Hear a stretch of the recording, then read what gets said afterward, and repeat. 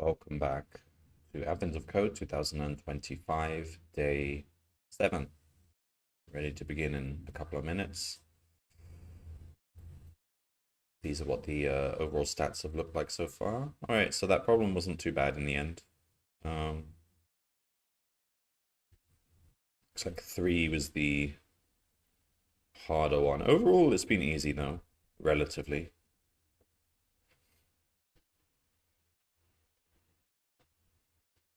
All right, just wait for this to unlock.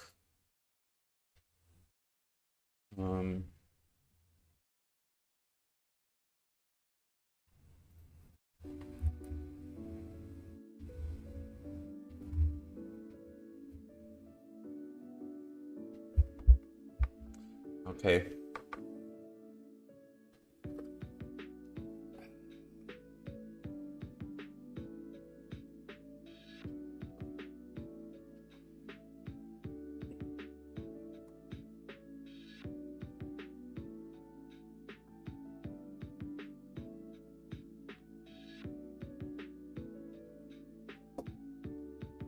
Oops.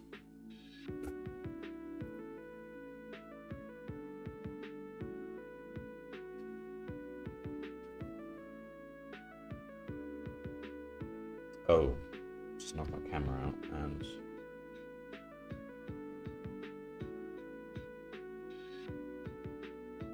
there we go. All right.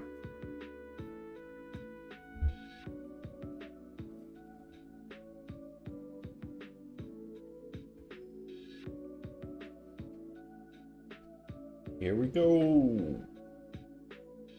What's it gonna be? Dijkstra. Day 7 laboratories. Thank the cephalopods, good old cephalopods, for the help and exit the trash compactor. Finding yourself in the familiar halls.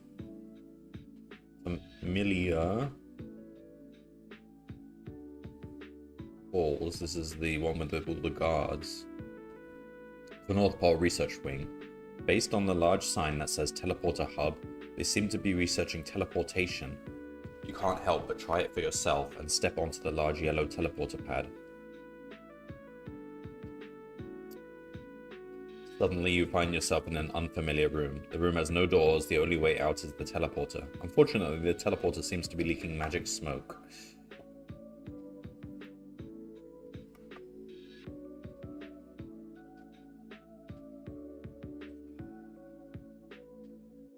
Really? I've never heard people call it magic smoke. Just smoke.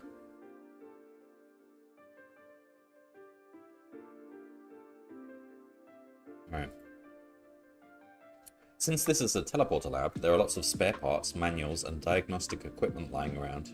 After connecting one of the diagnostic tools, it helpfully displays error code, "Oh no," which apparently means that there's an issue with one of the tachyon manifolds. You quickly locate a diagram of the tachyon manifold. Tachyon beam enters the manifold at the location S. Tachyon beams always move downward. Tachyon beams pass freely through empty space. However, if a tachyon beam enters a splitter, the beam is stopped. Instead, a new tachyon beam continues from the immediate left, from the immediate right of the splitter. Okay. To repair the teleporter, you first need to understand the beam splitting properties of the tachyon manifold. In this example, a tachyon beam is split a total of 21 times.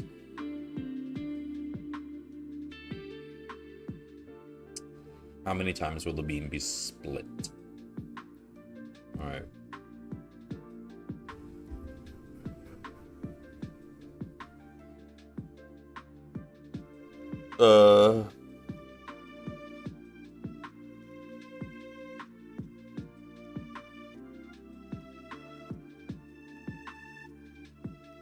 Fine.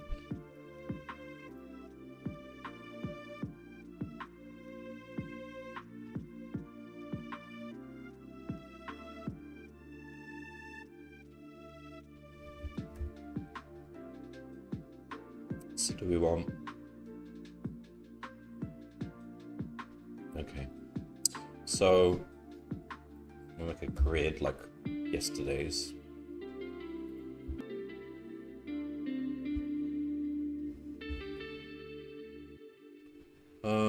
The line in read lines, just do map dot and line dot strip. Hello DAJ. The coding has been pretty good. The last 6 days have been on the easy side relative to previous years, which is suspicious. We might get a hard problem soon because we're over halfway through the month now. It only goes until day 12. Right, so pop each of these on the map. We probably want to look out for the S.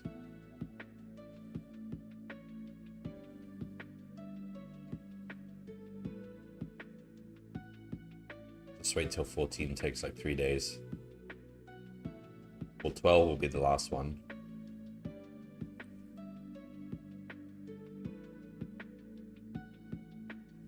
So if we check for S, if S in line, it's not the whole month, no. It's just 12 days. I think Eric couldn't, it was just a lot of work for him to, he spends literally months of the year doing this, so he had to reduce the amount. So it goes from day 1 to day 12. And that might be what it does, how he does it from now on. Also, they got rid of the global leaderboard because people were cheating too much. People were, and that's a good decision. I've been saying for years he needs to get rid of it. It's just like there's no point having it if the top times are always people who've used AI to solve it. We still have individual leaderboards, and that's what people use. But the global leaderboard is gone. Right, S in line.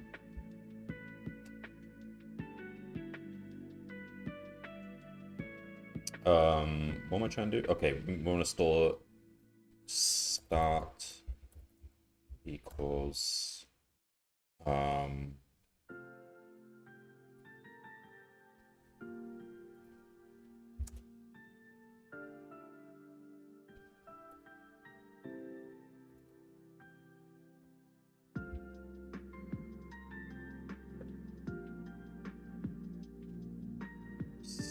start equals, let's just say I line dot find S. Okay, so that's where the start is. That's all we need. All right. So when we've got this for row in map print row, let's see what this looks like. Okay. So we've got the starting position. Let's just check it. 070. Okay. So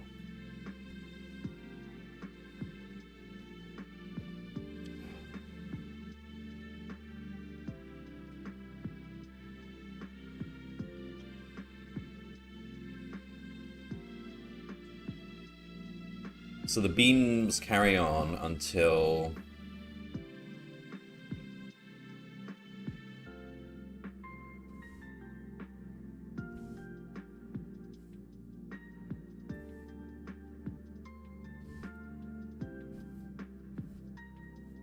they go off the end. All right, so we're trying to work out how many times. We don't want to duplicate work here, so we're with a beam.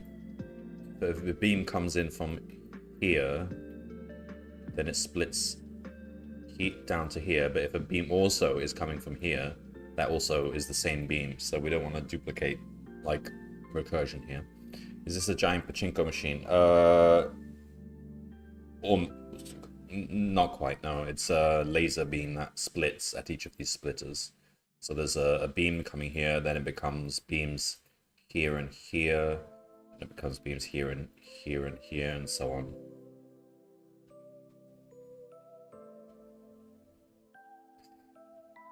We can do this row by row. Just say, at row 1, where is the beam? It's here.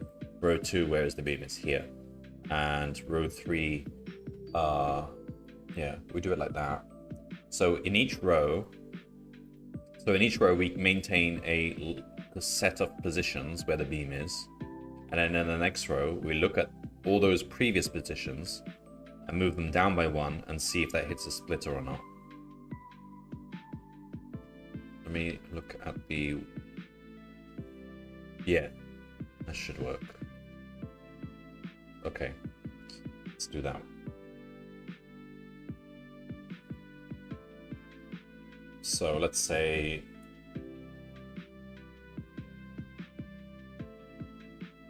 ultimately, what do we want? We want how many times will the beam be split? Okay, so that's just the number of splits we encounter. Okay, so beam points equals set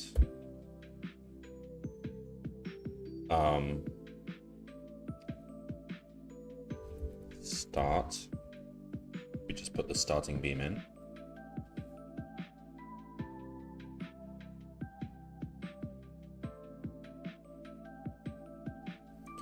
So for row in range, so nm equals length of mat, length of mat 0. So we want to go to range n, but probably want to skip the first one because that's like dealt with. So we start from this row. So we create a new beam points. All right, so we go through all the beam points for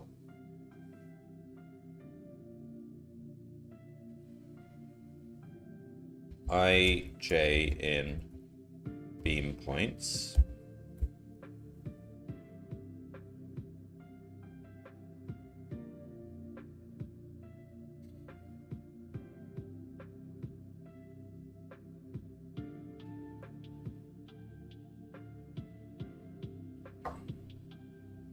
New I. All right, there's two cases basically. If mat I plus 1, the same j, is a splitter,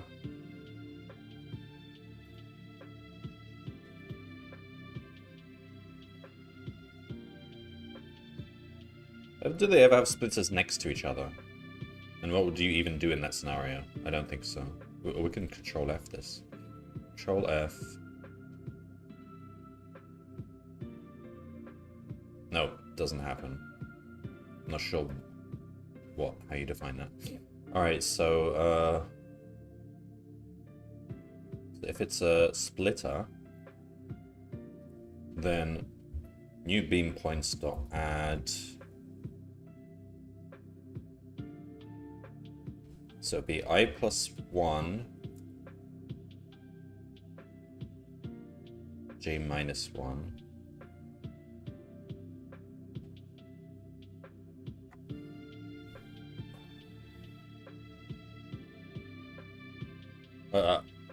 unless it's off the grid, so maximum of 0 j minus 1.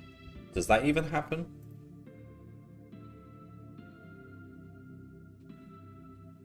I think we should adjust for it just in case, but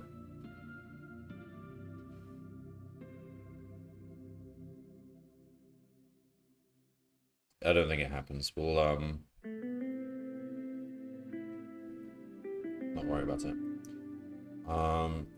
We can assume it's an infinite grid. So that's that. Then we want to add j plus 1. And if there isn't a splitter, then we simply add... Stop spacing out my things. J. Just go straight. And then after we've added these new beam points,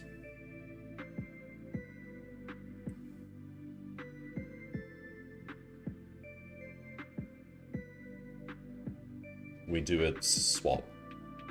Beam points equals new beam points.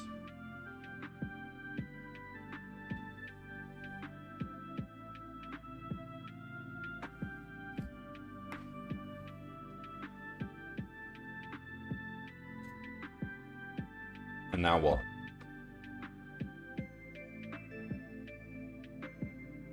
We just count how many splits we saw. I'm guessing you updated your ID, which is why it's doing dumb stuff like that. What stuff? What's it doing? I think it's doing mostly what it was doing before. What, like autocomplete?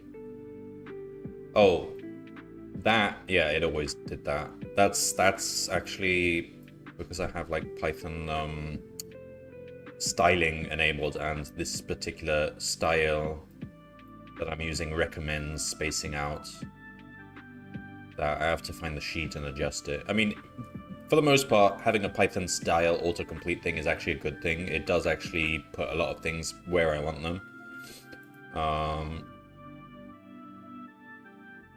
this particular thing, I just like not spacing out additions and subtractions, but in the style you're supposed to.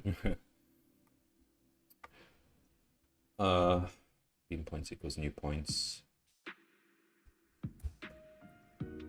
And that's it. But we also need to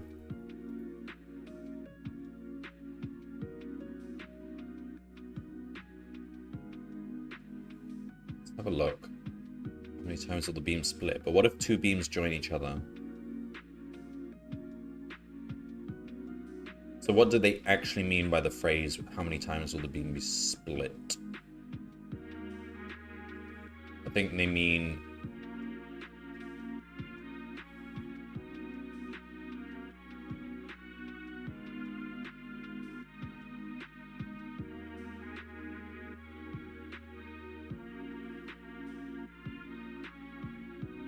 how many times it hits a splitter.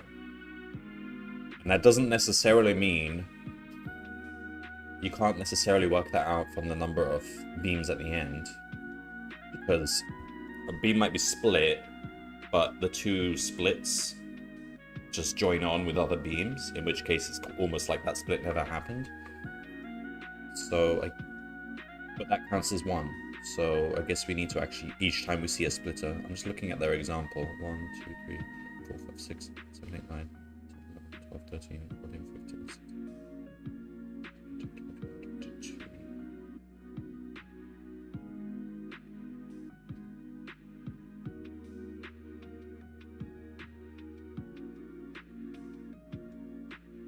Yeah. Okay. It's every time. It's just every time we count one for every one of these, right? There can only be this. We don't have duplicates in here because it's a set, so we won't have this happen twice for the same thing. Okay, so result 1 equals 0.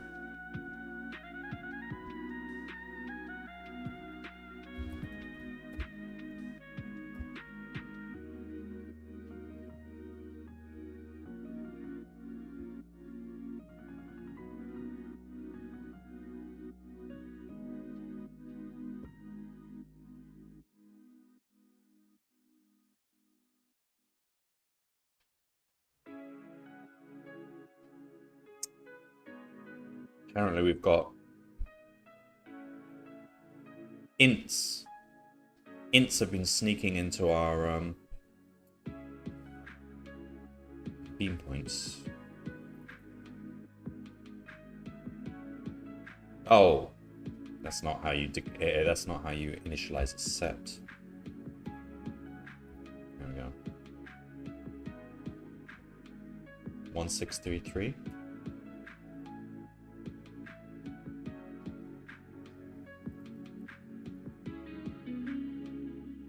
Correct. All right.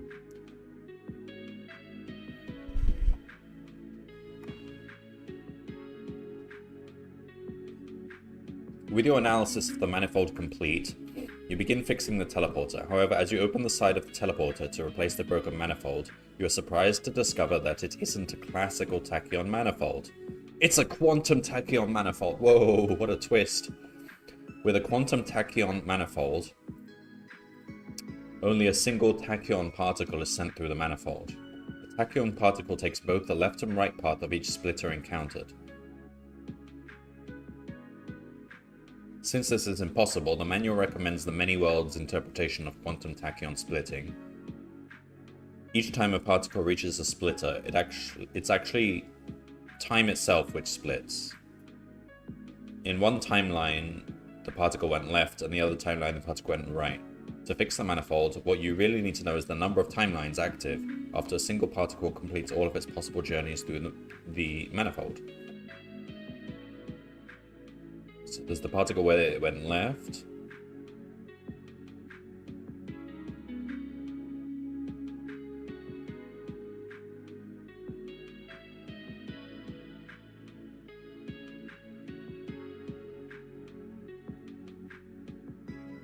So we're counting number of paths. This is a dynamic programming problem. This is a classic one. I've been asked this in interview questions multiple times before.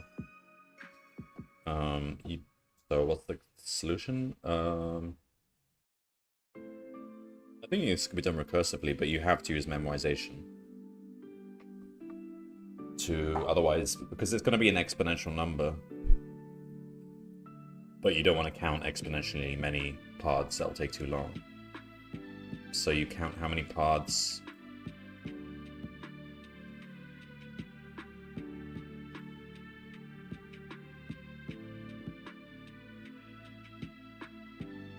So from a specific splitter, you want to know how many paths lead from it. Okay. And from the splitters at the end, that's easy to compute. The answer is 1. There's only one path.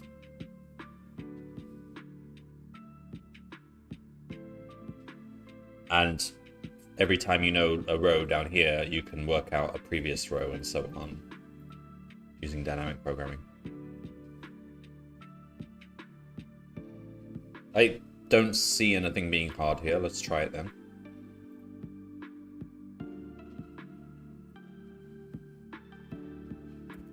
So what we want is a recursive function with memorization. Define, and we want, given a splitter,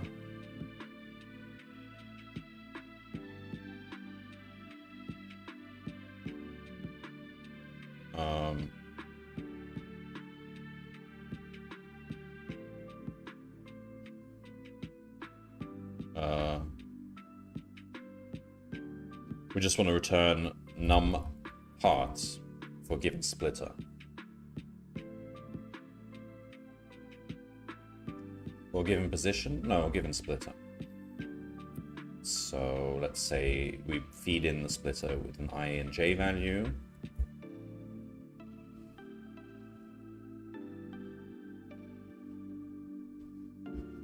So looking at the input,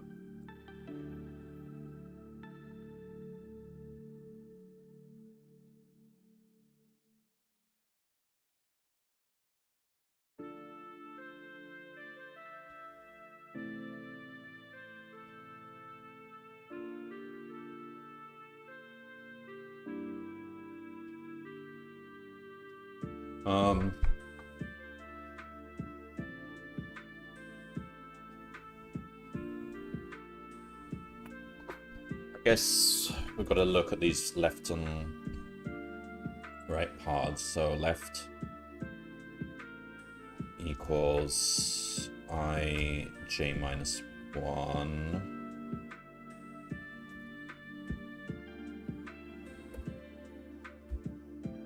Or should we just say left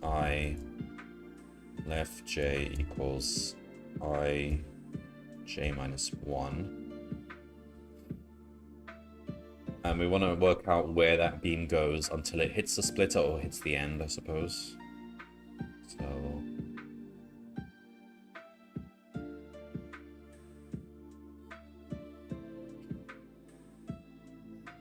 while Li is less than n,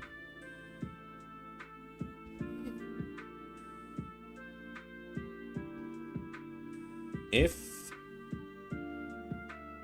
mat Li, so we look at where we're on, so we're on the left path, and we look, and every time we see a dot, we just go down by 1. So if that is a dot, then we do Li plus equal 1. So out here, either we are now sitting on the next splitter, or we've rolled off the end of, we're one past the end of the grid. So if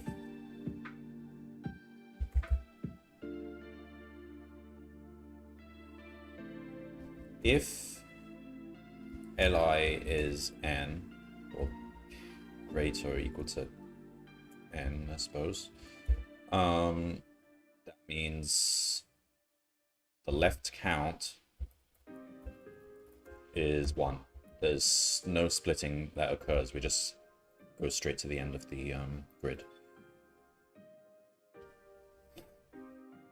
Let's just make it clear we're doing the left path first.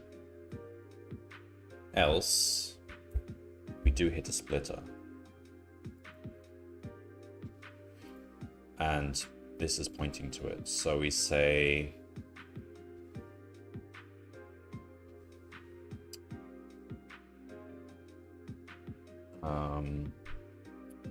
left count equals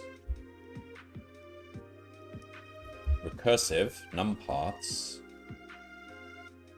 from the splitter at Li Lj. So every one of the paths from that later splitter counts as one left path here. Now we just do all of this, but on the right.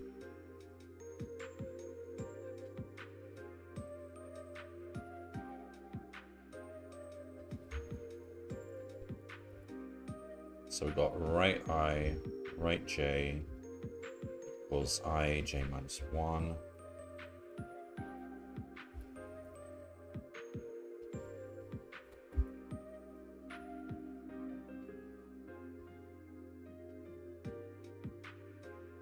So we want right count equals 1.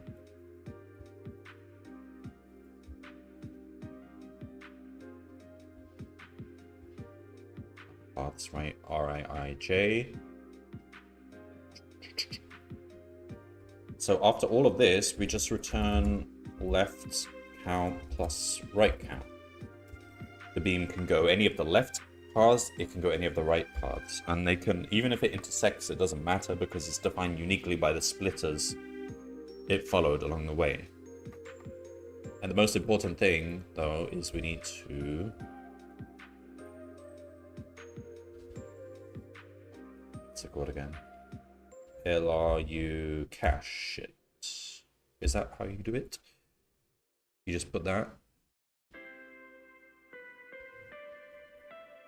And we import LRU cache.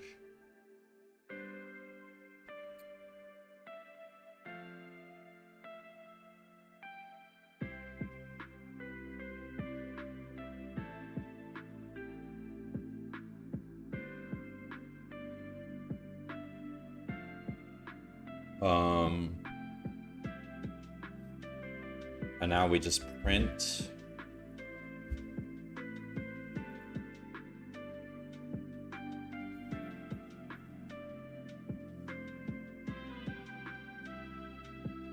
we should automate this. I can see where the first splitter is, but let's see.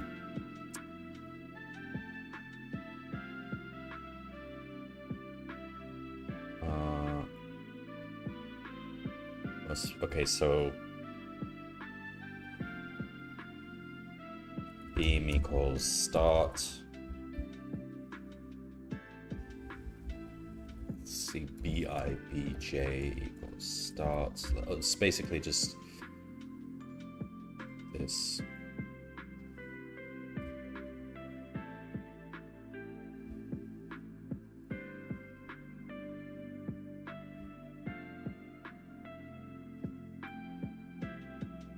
Should have made this a method, like for finding the next beam or whatever, finding the next obstacle. Okay, so that should point us to the first splitter.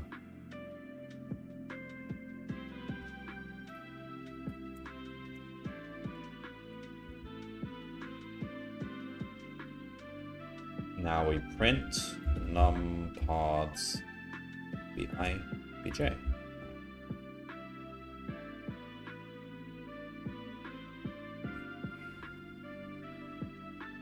Now I don't think it's actually LRU cache because we actually want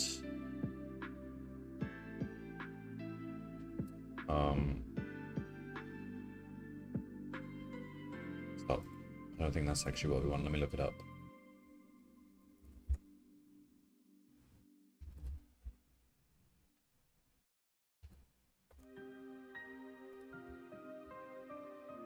Forget.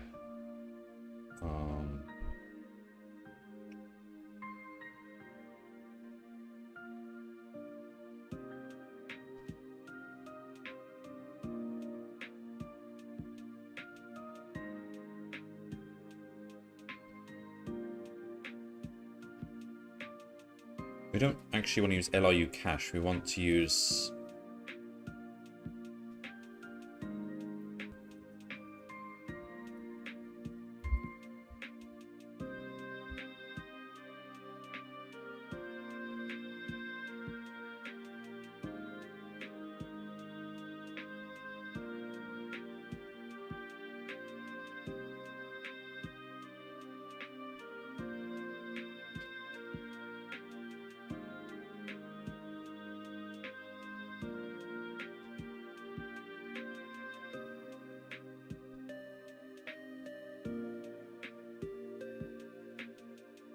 max size. Isn't this already max size equals none? Let me have a look at this. Is it default? Max size.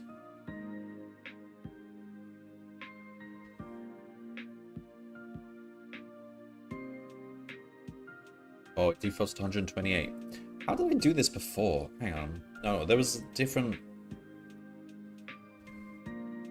Have they changed how this works?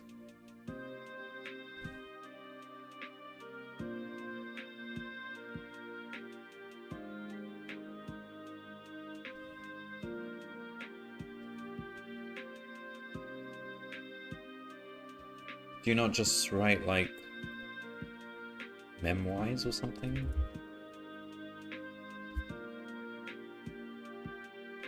No. Alright, well, we can do max size equals none, but I don't remember ever having to write that before.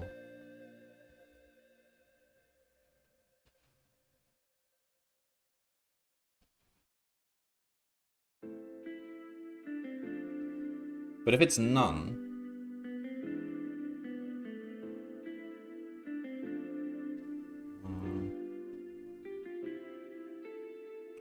hello, Raiden Heaven.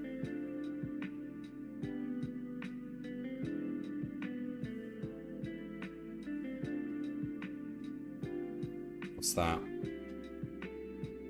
Within distance. Is that some sort of Euclidean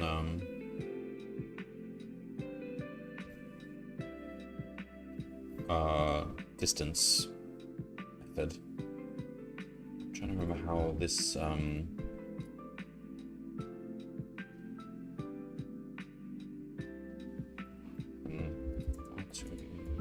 memwise.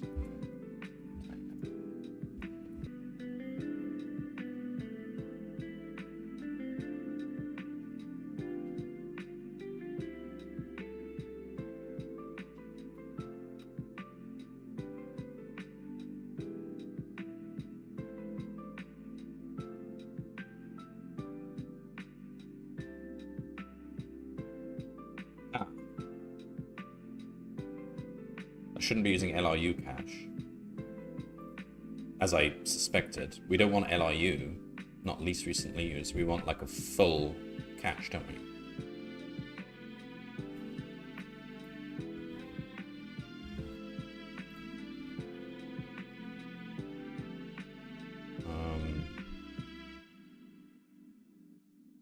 Still taking a long time. So it shouldn't ever be J.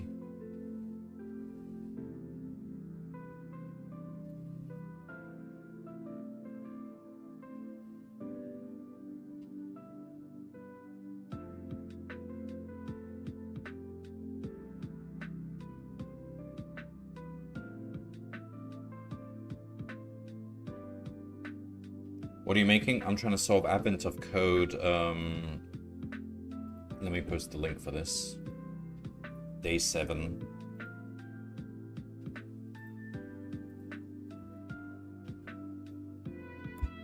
That is the problem I'm solving. It's a puzzle. Okay, so this is going on forever.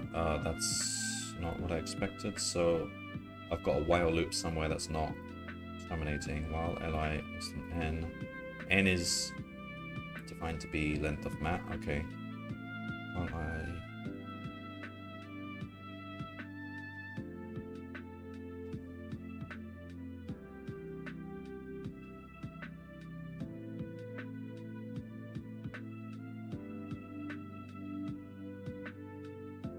Ooh. One possibility is... Oh. Let's print BI. Make sure we've got the right splitter.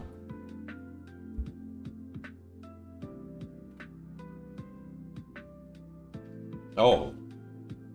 This while loop is going on forever.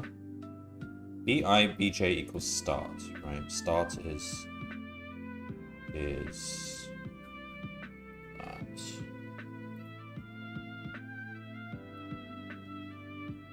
Oh, for fuck's sake. I didn't write the else condition here.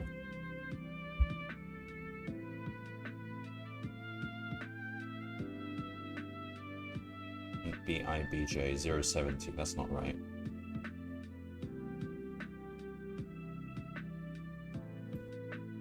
Oh, because it's an S, damn it. Oh, this is... Okay, whatever. BI plus equal 1. Just start below the S. Alright, try that.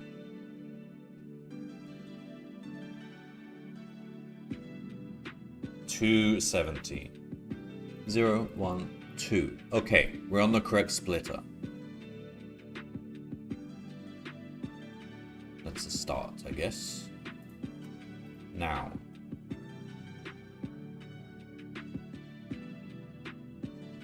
Oh, and it made the same mistake in each of these while loops.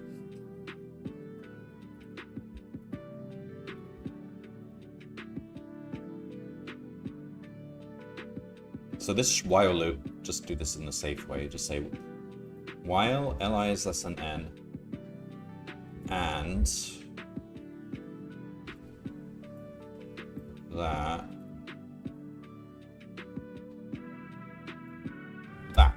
right? So that is a safer while loop, less likely to get stuck infinitely.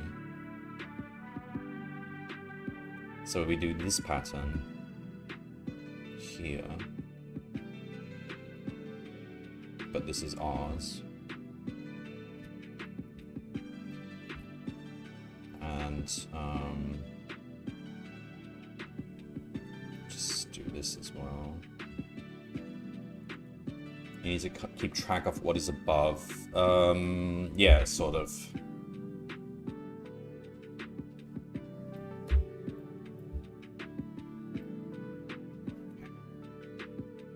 There we go. Wow, that's a big number. All right. But it was instant. That's the beauty of memorization. Let's see if it's correct.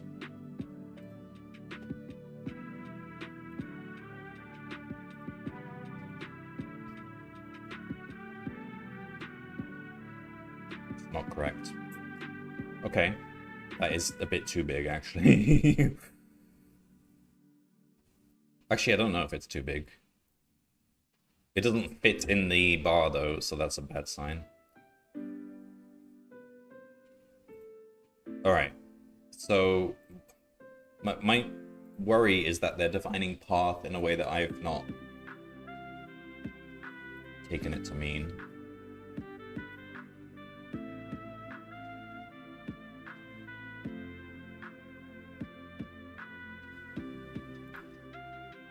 So let's have a look at what they've said exactly.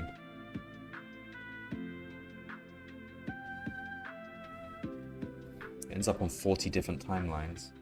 Wait, so how are they defining timeline exactly? Every time it splits, that's 2 timelines.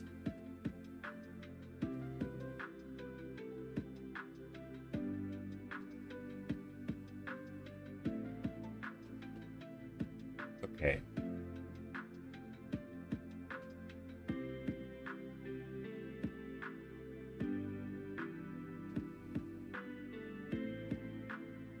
So here, there'd be 2 timelines from here.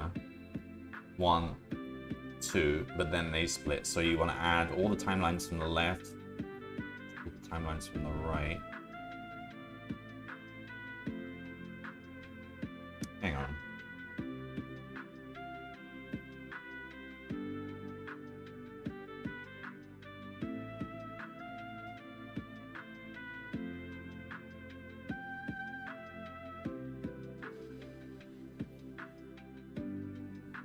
I feel like that's what I did. Okay, fine. So ij minus 1.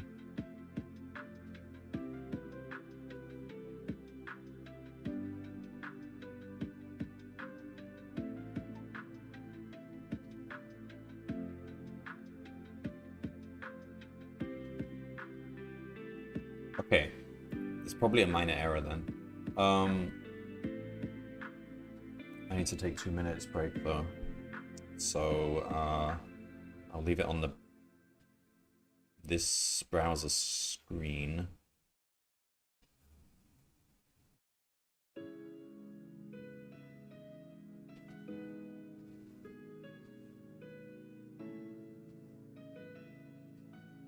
I'll just leave it on this description here, I suppose. Alright, I'll be right back.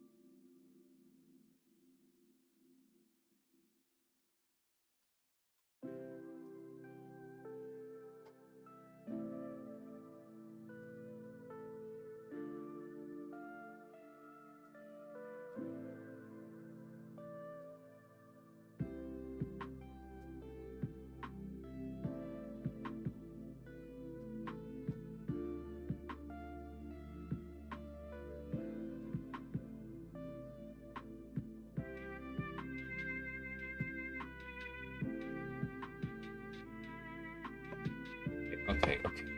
So, what went wrong? It's a huge number. That doesn't seem right.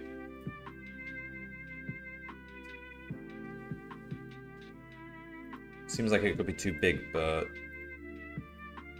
let's just have a quick look at this before I test the test example. Left count.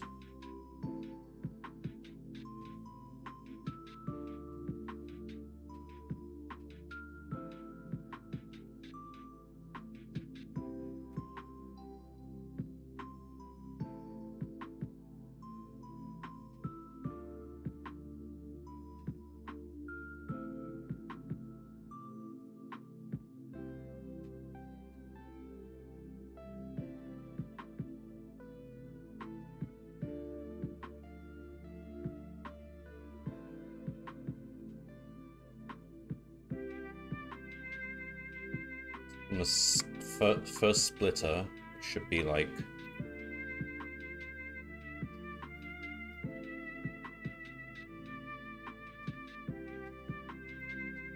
so let's make sure, like, for example, this one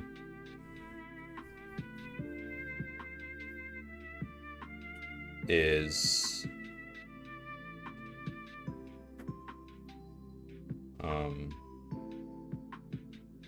so that's I equals 140.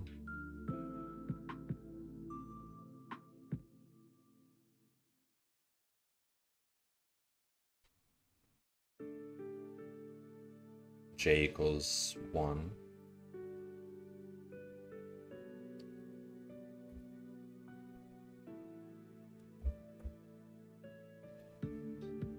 So it should be 2.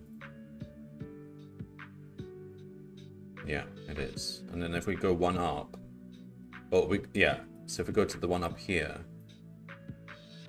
so 138012.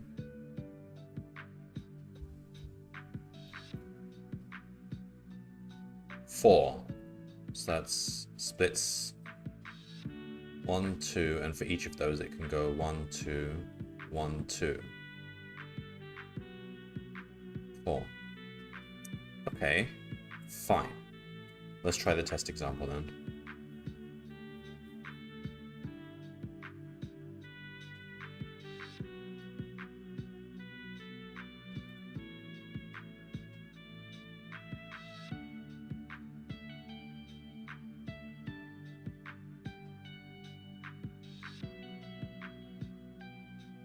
$128. Yeah, but it should be a power of 2, shouldn't it? Why? No. Only if every splitter hits a splitter.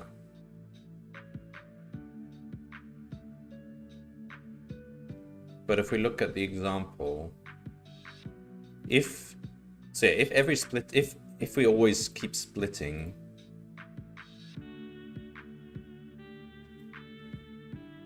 so in this path here, this should just go off the end, so it shouldn't quite be.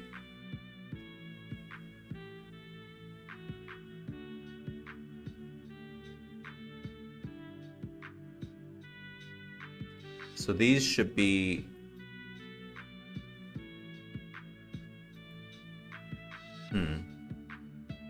128.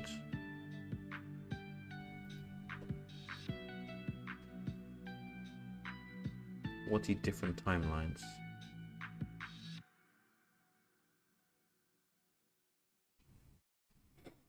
Okay.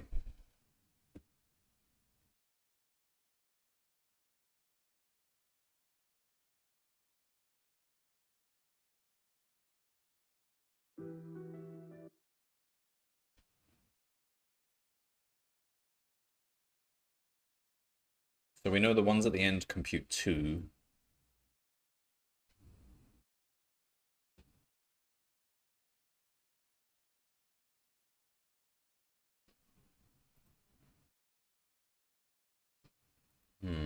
Something's off then. Maybe it's just like an index or something.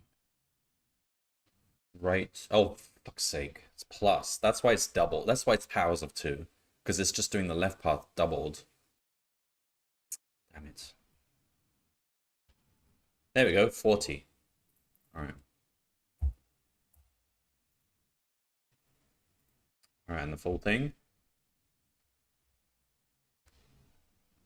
That's smaller, isn't it? Way smaller. Correct. Okay, we got it.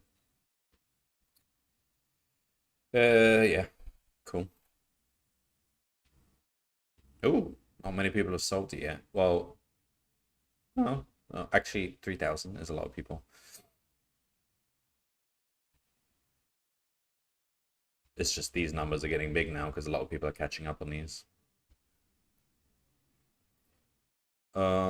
Yeah, that wasn't really a hard problem. It's just kind of screwed it up a bit.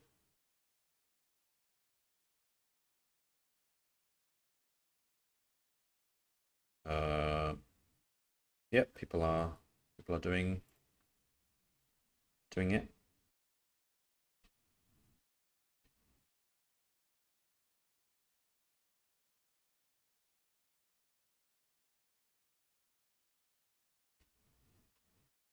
Wait, am I on this list? Oh, I'm down here. I've solved it. These leaderboards take a while to update, don't they? Anyway, so we're building a. So this is the room with all the toilet paper or the paper rolls, not toilet paper, just paper rolls. This is like the cafeteria, I guess, and then this is wherever we are now. Where are we now?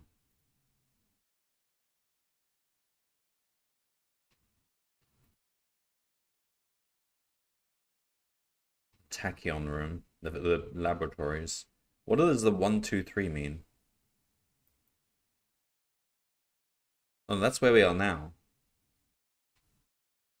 It's like this is the teleporter room. Okay.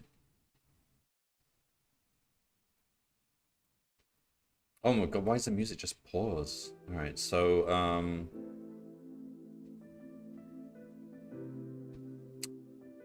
that's it then.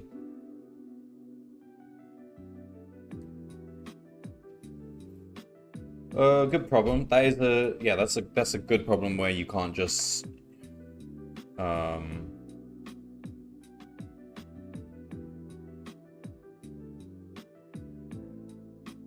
you have to use dynamic programming and you have to use the correct pattern. But it's a classic problem. I've seen that a million times. Not exactly in that format, but it's always some kind of pyramid structure.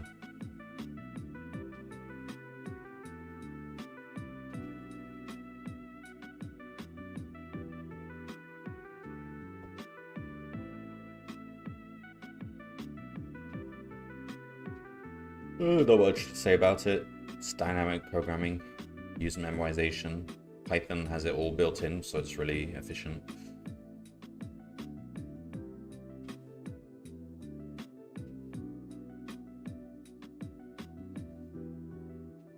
I mean, they could have asked for... Oh no, this was the best question to ask. Number of different paths.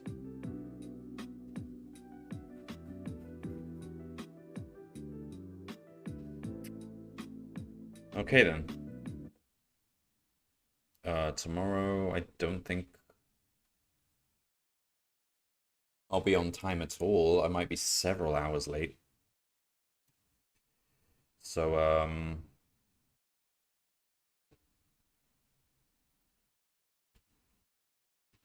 yep, that's that then. See you next time.